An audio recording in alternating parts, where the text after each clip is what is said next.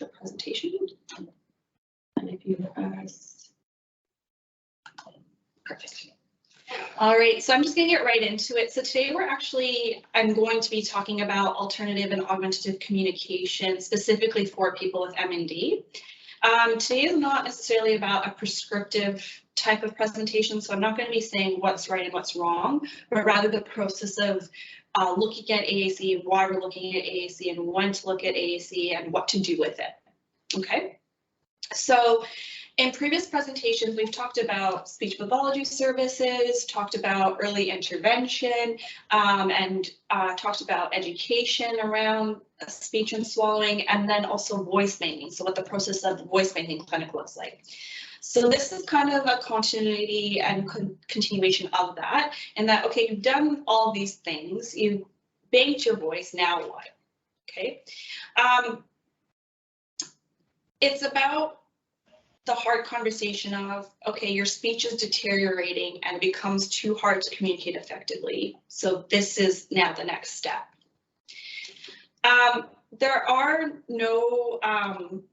There is no current evidence to support active intervention to help maintain or improve speech at the moment, unfortunately. I'm not saying that's not something that could be done in the future, but as of right now, the management for speech pathology is looking at alternative and augmentative communication. So alternative means to add to speech. So you could use your speech in addition to a system, or augmentative means instead of speech. So you're using a system to communicate instead of your speech.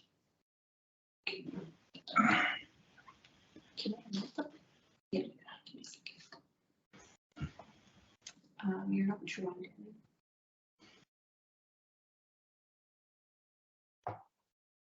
I might get, sorry for the interruption. Justine, can you let in the people in the front of the lobby, please? Do I just say, yeah, two people? Just hit admit. Thank you. Is that done it?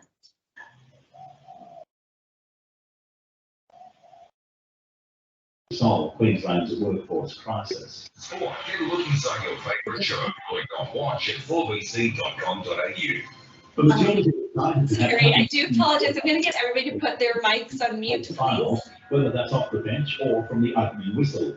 Midfielder Tamika Yalla says the striker will hit the ground running and qualify against France this Saturday. I think she needs any confidence booster. She knows her abilities and she always brings it when she comes out onto the field.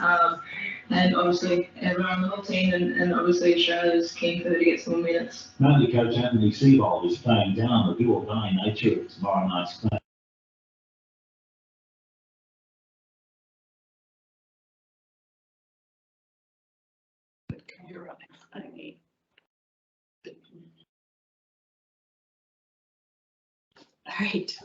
All right. So now the parts of today include, okay, what are the next steps? What is AAC? Why do we use AAC? When to introduce AAC and what type of AACs are available, or how to choose what type of AAC. So next slide for me.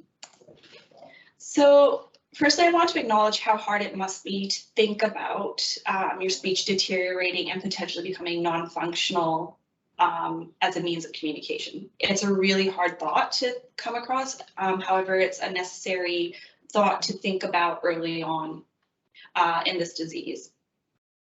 So again, the purpose of today's presentation is to prepare you for what may come during your MND journey.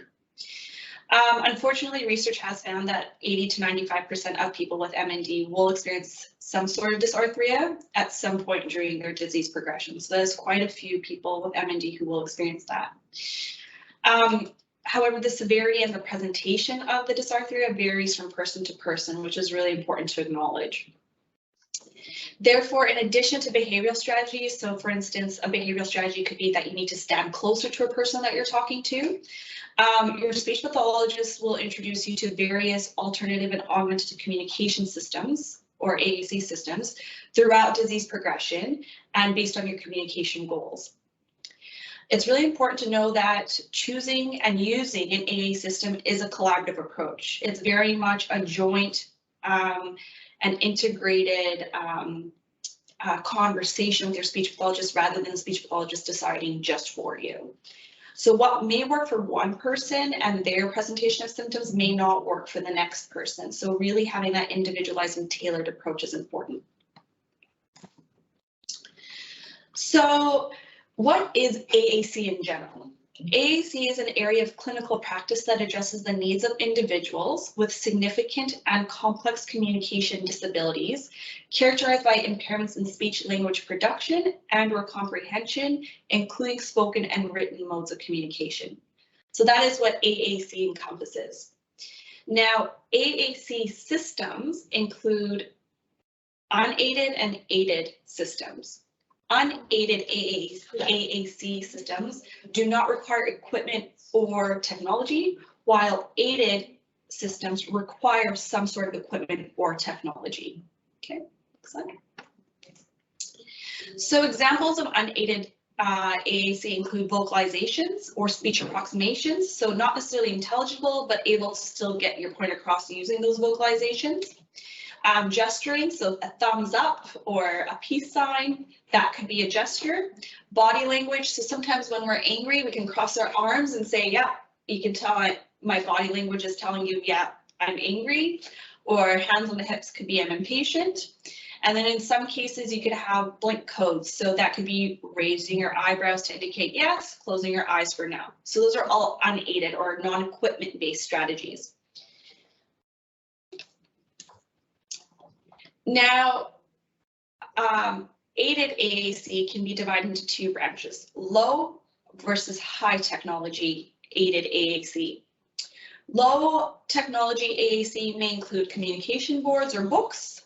It may include an e-trend board, so what you're seeing on your bottom left-hand corner, that's what we call an e-trend board, an alphabet board, so and a whiteboard or a boogie board. And that's not a comprehensive list, that is just some examples. A high-tech device could include speech generating devices, or vocal output communication aids, also known as VOCA. So that could be tablets, computers, phones, and voice amplifiers. And with those devices, AAC would include applications and softwares that allow you to access communication systems.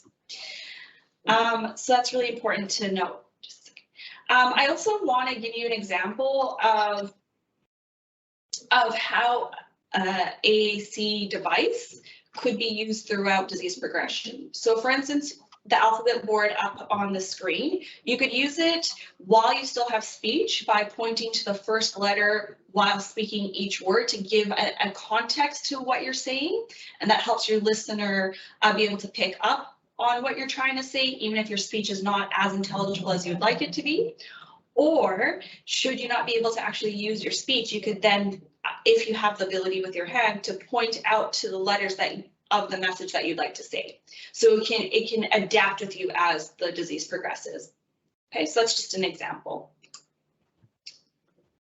All right, so why use AAC?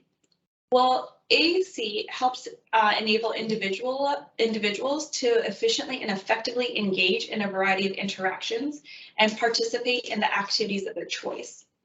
So I'm going to take it back in terms of why do we interact? What are the purposes of communicating? Well, we communicate because we want to have our needs or wants met. We want somebody to receive information. We want to maintain interpersonal relationships. And we want to actually have etiquette within our interactions, okay? And I'm going to ask you guys this, what do you think some of the other benefits of AAC are, knowing what the purposes of communication are? Does anybody have any ideas how you could benefit from engaging with an AAC device?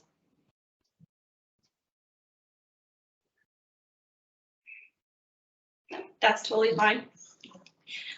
So some benefits of engaging with AAC is to support interactions and communication with your friends, your family and professionals, and allow you to actually be engaged in health-related decisions. So sometimes that becomes challenging when we lose the ability to speak. That's AAC can really help with that. It can help promote psychological and social and emotional well-being.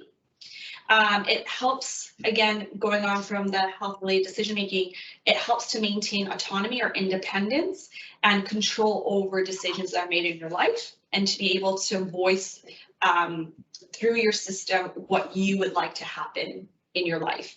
It allows for you to access electronic communication, for instance. So if you like to use social media such as Instagram or Facebook, if you like to use your WhatsApp to text, and or would like to use email to continue working, okay? While speech is not necessarily a viable option to communicate, there are other, AAC allows you to communicate still. It can help you maintain employment, like I just said, through email. And in some cases, when you have your family or friends, it can be difficult for them to try to care for you if they're unable to understand what you're trying to relay to them. So when you are able to provide even basic information in an effective and efficient manner, it can reduce some of that care burden that they experience. Okay. So when do we introduce AAC? Because right at diagnosis, sometimes it can be thought, all right, well, I still have my speech, I'm still doing okay, there are other priorities, there's a lot going on, so I understand that communication is only one piece of what everybody is experiencing on their journey. So that's very much acknowledged. So it's important to refer for AAC assessment at the very minimum when speech rate falls between 100 to 25 minutes per minute. Usually we speak at around 183 words per minute, even faster than that. So when you see that decline, or when a patient or a listener perceives their communication to be reduced in communication effectiveness, okay? So that's generally the timeline. Again, it's probably better to go earlier, but sometimes we're just not prepared to hear about it, or we just don't have the capacity to hear about it, so that's okay. But this is just a little bit of a guideline. So earlier engagement with AAC allows for discussion of what AAC is in more depth. It allows you to decide, okay, this is how my body's presenting, these systems would work for me, or I actually don't really like technology, I prefer something low tech. That allows you to have that conversation with your speech pathologist, and then also to go on the wait lists for trials. So a lot of the time, the difficulty with AAC is that we don't have it available to us as we need it in the moment. We have to pre-plan and get those trials, trial what works for us. That all takes time. There are wait lists. And then also feeling comfortable with AAC through upskilling. So for instance, if you decide an eye gaze system is the best option for you, which it's not necessarily the best option for everybody, but if it is best for you, it takes time to develop the skill in the eye gaze system. We've had our whole lives to be able to speak, and now you're using a different system to communicate. It's really important to acknowledge that you're not going to be perfect at it right away, and that you need to start developing skills around it, so that should you get to a point where you need to solely depend on it, you actually can do that with more ease than just being thrown into it when speech is gone. Okay. Sorry, Jason. So what are the issues with late referrals or engagement with AAC? Again, it comes down to difficulty of obtaining equipment in a timely manner. So it could be that you're left not being able to communicate as effectively and efficiently because we're waiting for trials, we're waiting for assessments. There's also issues around funding. So, you know, we have to put in reports for funding. We have to, and those trials support funding to then get your devices. And then there's a reduced opportunity to actually upskill on your AAC in a timely manner.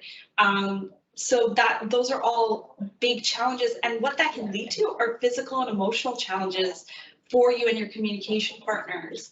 So that's why we really encourage having those conversations earlier on. Okay. All right, so what type of AAC? How do we know what to get? So your speech pathologist will help guide that. They will look at certain all aspects of you, so a really holistic view of you. So what are your current communication abilities? How's your physical being? So how's your posture? How's your neck support? Does there need to be other supports put in place by, say, collaborating with your physiotherapist? What's your familiarity with technology? Are you comfortable with technology? Do you have a piece of technology that you use currently that can be accessed more easily? Where do you need to communicate? Do you need to communicate at home? Do you need to communicate at work? Do you need to communicate while you're in the bathroom? Do you need to communicate at the pub? What support networks do you have? Who can support you while you're trying to use AAC? And what are your needs? Do you need to communicate food, your food wants and needs, your hydration needs? Do you need to communicate pain needs? That's really important. Okay, so your speech pathologist will identify all of that. Because of the nature of MND, it's not you do the one assessment and that's it. Because there are going to be changes occurring throughout the disease progression, you will need ongoing monitoring and assessment, and maybe your communication needs change. Maybe your environmental engagement changes. Maybe maybe all of a sudden you've got glasses and that needs to be incorporated. Okay. So an example of changing needs I would like to also touch on are the physical needs. So the way you access a device, for instance, so maybe you're able to just use your hand and touch your phone easily. So if it's like an Apple iPhone, that can change with disease progression as weakness occurs, that you may need to actually then use a switch device that takes light touch, depending on your occupational therapist's guidance, or eye tracking, for instance. So maybe that's when you do have to start using eye tracking, but you can use that device throughout at times. So whether that's a computer, a tablet, or a phone, there are different ways to access it. So figuring out how we change according to that.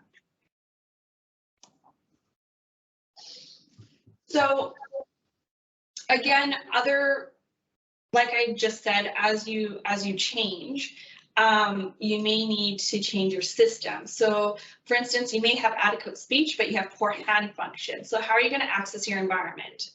Or if you have poor speech and then you have adequate hand function, but poor mobility, how does that impact the device you're going to engage with?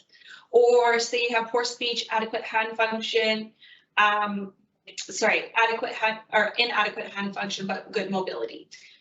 Everybody presents differently, so it's really important that all of those factors are incorporated in your decision and of the AAC system you'd like.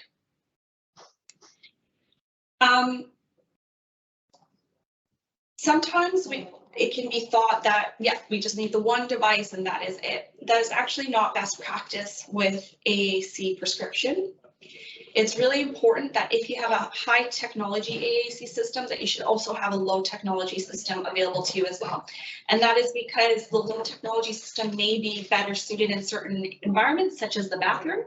So when you're showering or if you're on the toilet, or if the technology fails, you have a backup system, you have something to communicate with. They're not just left hanging or waiting for somebody to come in and fix the system. You still have the ability to communicate your wants and needs. So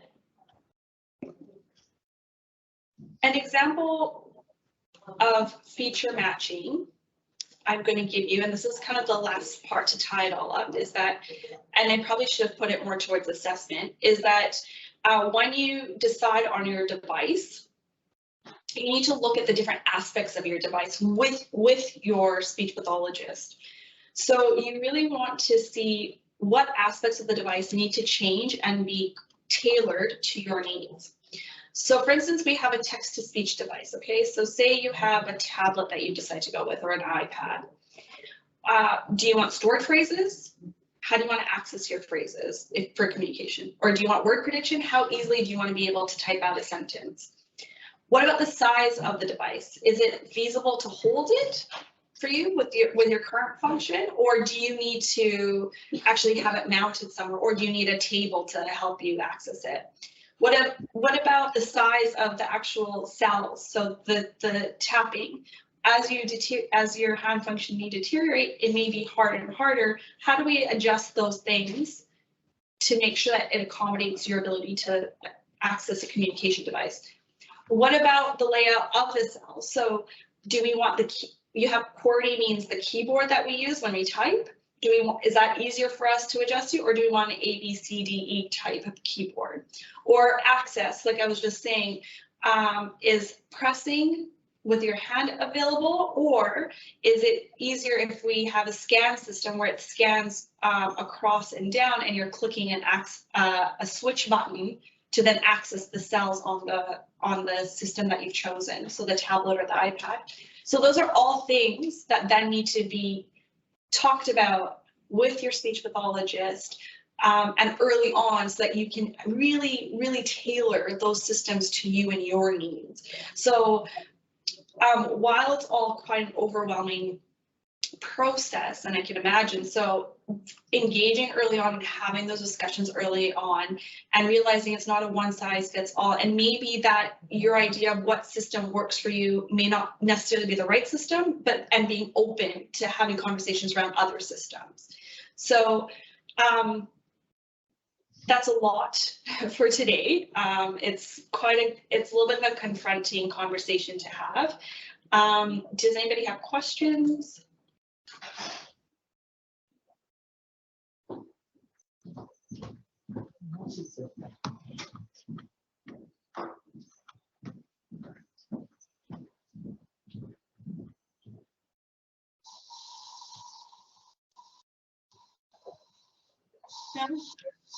Any questions at all? Any comments? Is there many people on here that have the voice banking service? Do you want to unmute everybody? Maybe they're trying to speak.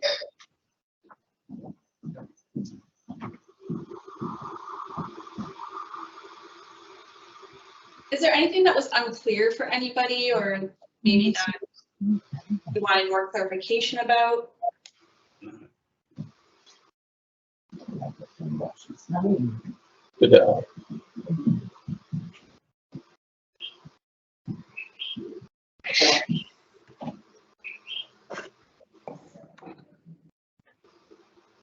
Good morning, Salma. It's Janet speaking. Hi, Janet.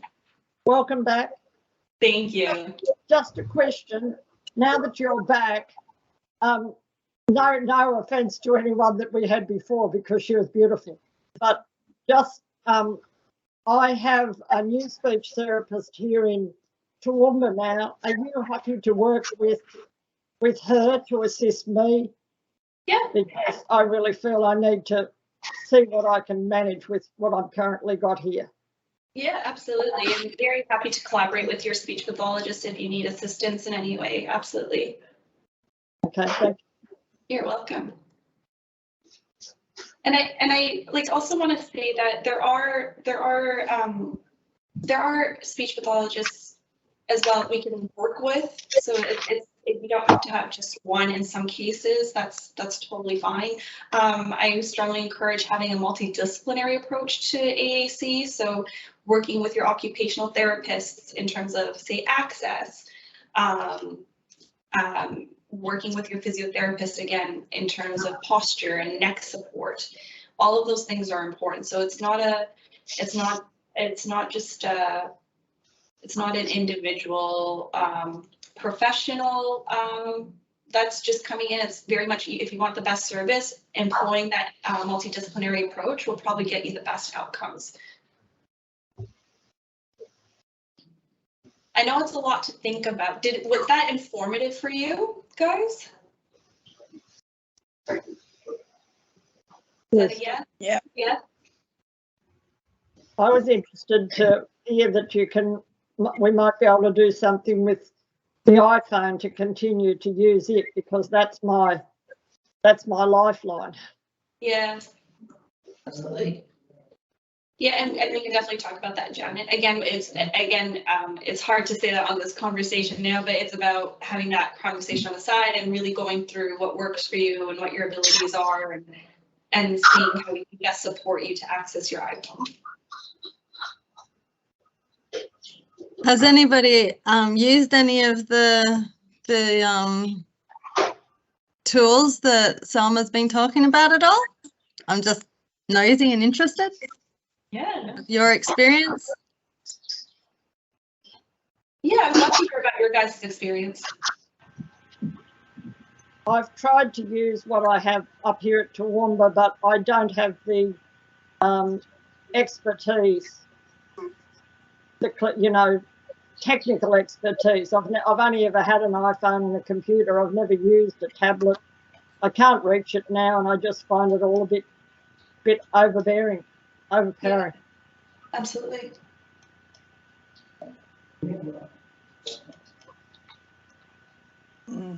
I haven't. You haven't? No.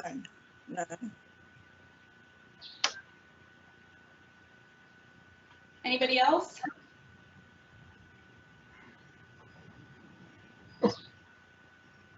Jennifer, what's prevented you from engaging with AAC?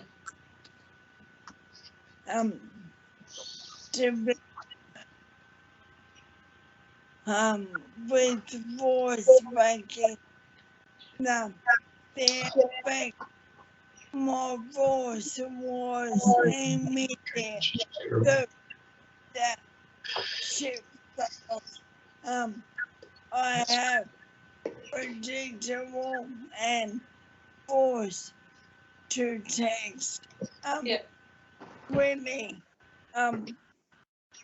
my family understand me. Yeah. And I get by. Yeah. That's fair. And you know what? That's exactly it, is that while we can make recommendations about early intervention and trying to engage more, I really emphasize this with all my clients and with you guys. It's your body. It's your choice. It's not, I can encourage it and I can give you information, and then you guys make the informed decision, because at the end of the day, it's still your decision, it's your life. So there should never be pressure to do anything. However, it can be strongly encouraged or recommended. So if, Jennifer, if that works for you, then that works for you.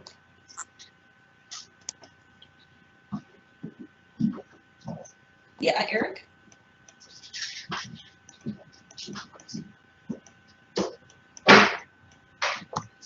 You're on mute, sorry. We got it now. Okay. Thanks for the presentation. Look, I think it's great sharing the broad perspective of AAC, and which we all need. We all need to get more informed about what's available and when, and as it's a different journey for each of us, where we're all facing it and coming from different perspectives, and that's on top of our own ability with technology and aptitude and willingness. So I think it's a complex thing, and at the same time we're trying to navigate the different things for funding and what how we're going to pay for this and how we're going to adapt to that, and what we can do now may not be what we'll be able to do in 3 months. So it's like a complex thing here, and you know, we're not expecting you to have those answers, but depending on who we talk to, even different speech pathologists or other allied health people will often give different perspectives on different things, and even their understanding of what can be done. And a good example of that was I went to the voice banking, and my speech pathologist from this region in Gympie came with me to learn about voice banking. So they aren't all at the same level as far as what they understand and what can be done. And so in some ways it'd be nice to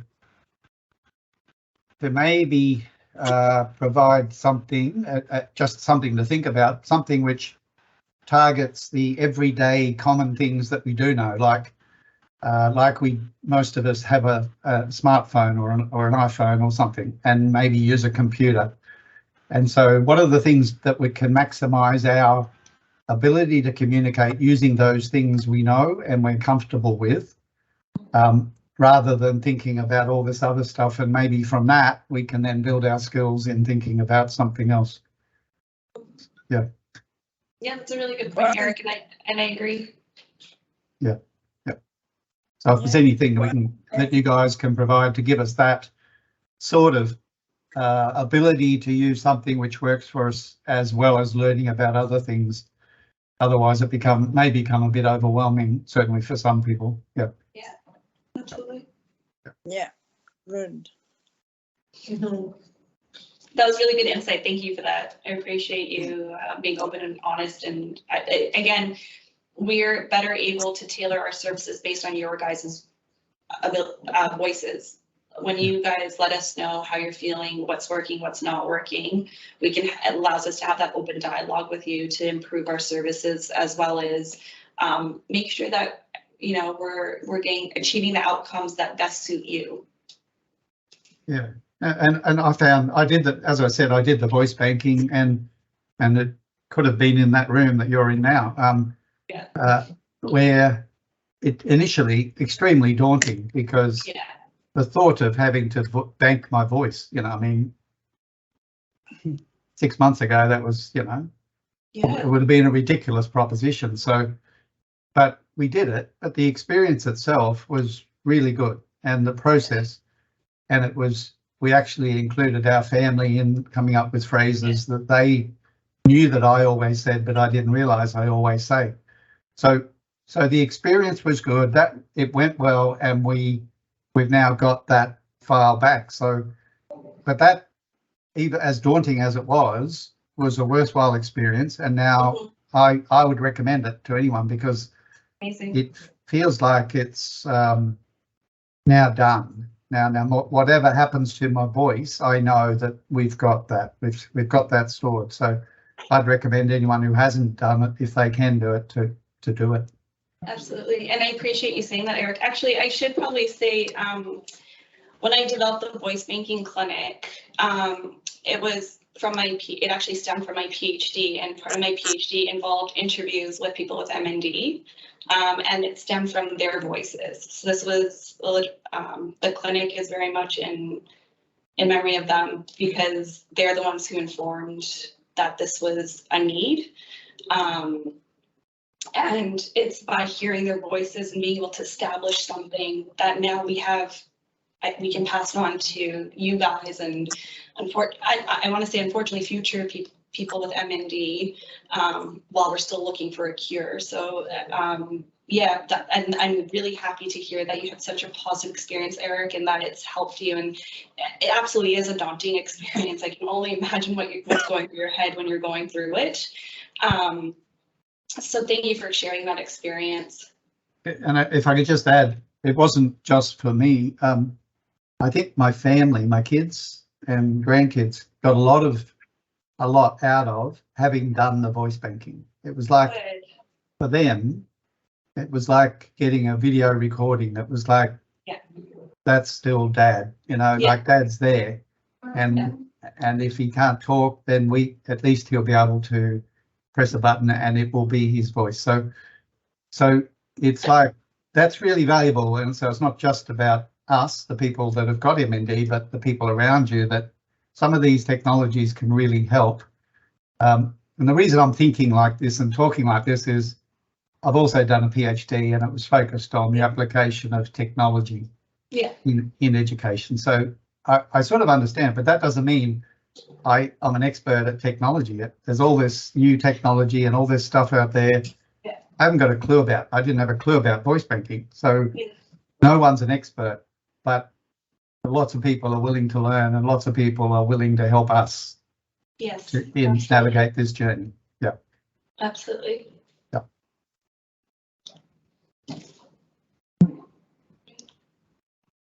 Does anybody else have any comments about today's session or about voice banking?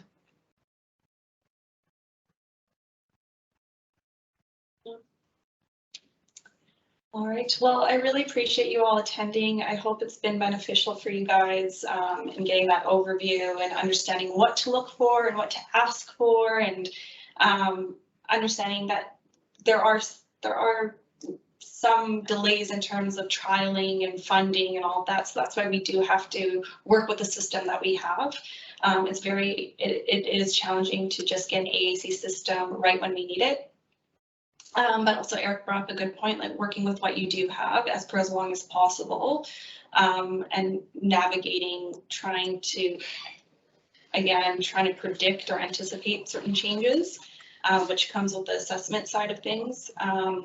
So it is it's a complex journey. It's not easy, but it's very much a collaborative process. So it's very much guided by you guys and your needs and wants and what you're able to bring to the table as well. Okay. And feel free, if you have any questions after this, or if this forum's just not where you would like to ask the question, feel free to send through the questions to Sandy or through the website, and I'd be very happy to have a discussion with you